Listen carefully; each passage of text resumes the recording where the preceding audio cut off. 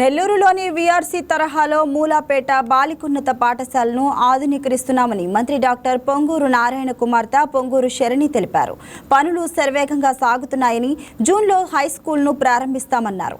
మంత్రి లోకేష్ సహకారంతో సిటీలోని ప్రభుత్వ హైస్కూల్ని ఆధునీకరించాలని మంత్రి నారాయణ సంకల్పించారని తెలిపారు. మూలాపేటలో యుద్ధ ప్రాతిపదికన సాగుతున్న ప్రభుత్వ బాలికోన్నత పాఠశాల ఆధునికీకరణ పనులను పొంగూరు శరణి పరిశీలించారు. క్లాస్ రూముల్లో ఫర్నిచర్ ఏర్పాట్లపై పలు సూచనలు ఇచ్చారు.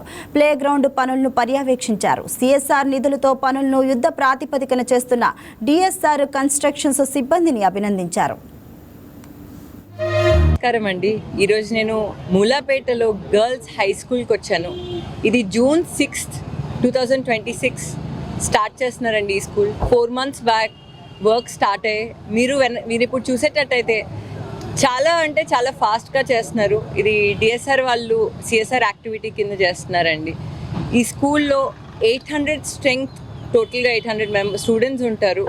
అండ్ ఎంతోమంది నిరుపేదలు ఉన్నారు. బీఆర్ స్కూల్ ఎలా అయితే మేము చేసామో అదేవిధంగా మా నాన్నగారు నెల్లూరు సిటీలో 15 స్కూల్స్ ఉన్నాయి. ఆ 15 స్కూల్స్ నువ్వే అభివృద్ధి చేయాలి అని చెప్పారు.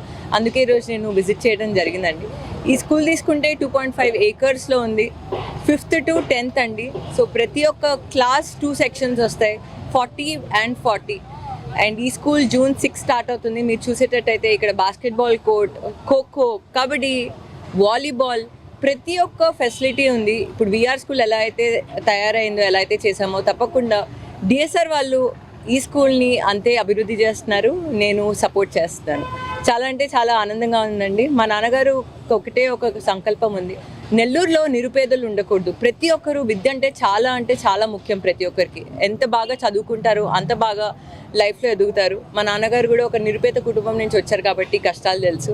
అండ్ అందుకే నన్ను పిలిచి బాధ్యత చెప్పారు. తప్పకుండా వీఆర్ స్కూల్ ఎలా అయితే చేశామో ఈ స్కూల్ కూడా, మూలాపేట హై స్కూల్ కూడా ఎక్స్క్లూజివ్ గర్ల్స్ హై స్కూల్ని అలాగే చేస్తామండి. నమస్కారం.